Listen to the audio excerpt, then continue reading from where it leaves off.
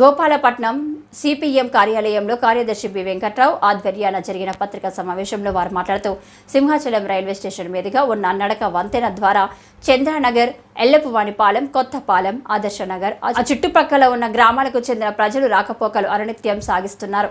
ఈ ప్రజలకు ప్రత్యామ్నాయంగా చూపకుండా ఈ నడక వంతెనను హఠాత్తుగా తొలగిస్తున్న రైల్వే అధికారుల నిర్ణయాన్ని తీవ్రంగా ఖండిస్తున్నామని అన్నారు. ఈ సమస్యను స్థానిక ఎమ్మెల్యే గణబాబుకు తెలియపరచామని, సానుకూలంగా స్పందించి రైల్వే అధికారులతో మాట్లాడి సమస్య పరిష్కారం చేస్తామని హామీ ఇచ్చారని అన్నారు.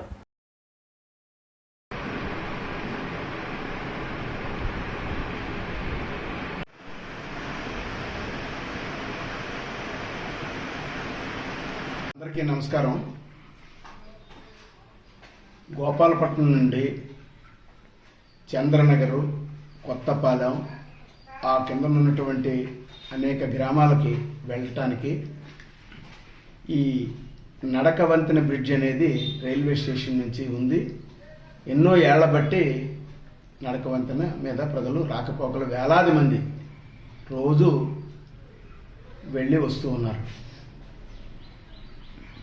ఈ మధ్యలో ఒక అండర్ పాత్వే కట్టారు రైల్వే వాళ్ళు. ఈ అండర్ పాత్వే రాకపోకలకి, వాహనదారులకి అనుకూలమే కానీ నడిచే వాళ్ళకి మాత్రం అది ఉపయోగకరంగా ఉండదు. ఎందుకనంటే చంద్రనగర్లో దిగితే అది మళ్ళీ బాజీ జంక్షన్ దగ్గరే తేలుతుంది.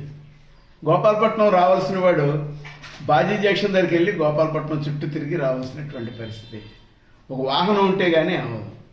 కనీసం అరగంట సమయం పడుతుంది.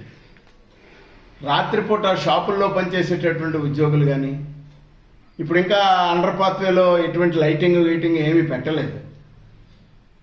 అందువల్ల ఈ పాత్వే ఏ మేరకు అది ఉపయోగపడుతుంది అనేది ప్రశ్నార్థకంగానే ఉంటుంది. ఎందుకంటే సంఘ విద్రోహ శక్తులకి నిలయంగా కూడా మారిపోయే అవకాశం ఉంది. ఈ పాత్వే ఉంది కాబట్టి తీసేస్తున్నాం, ఈ ఫుట్ ఓవర్ బ్రిడ్జ్ తీసేస్తామని చెప్పేసి రైల్వే వాళ్ళు చెప్పడం అనేది హాస్యాస్పదం. ఎప్పట్లాగే రాకపోకలకు అంతరాయం లేకుండా అసలు యాక్చువల్గా చెయ్యాలి. అసలు యాక్చువల్గా ఫ్లైఓవర్ బ్రిడ్జ్ కడతానన్నారు. ఫ్లైఓవర్ అనేది గోపాలపట్నం, కొత్తపాలెం ఫ్లైఓవర్ అనేది ఎప్పటి నుంచో ఉంది. ఆ ఫ్లైఓవర్ ప్రతిపాదన వెనక్కి తీసేసుకొని ఇవన్నీ ఉమ్ముతడి పనులు చేయడం అనేది కరెక్ట్ కాదు.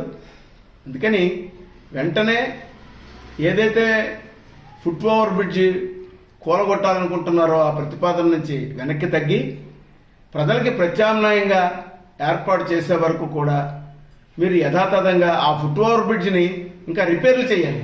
దాన్ని అలా వదిలేస్తున్నారు, అది కూడా బాగోలేదు. దాన్ని రిపేర్లు చేసి చక్కగా ప్రజలు రాకపోకలకు అంతరాయం లేకుండా చేయాలి. ఏ ప్రభుత్వమైనా ఏ నిర్ణయం తీసుకున్నా ప్రజలకు అనుకూలంగా తీసుకోవాలి. ప్రజలకి కష్టం కలిగించేటటువంటి పద్ధతుల్లో చేస్తే మాత్రం సిపిఎం పార్టీ చూస్తూ ఊరుకోదు.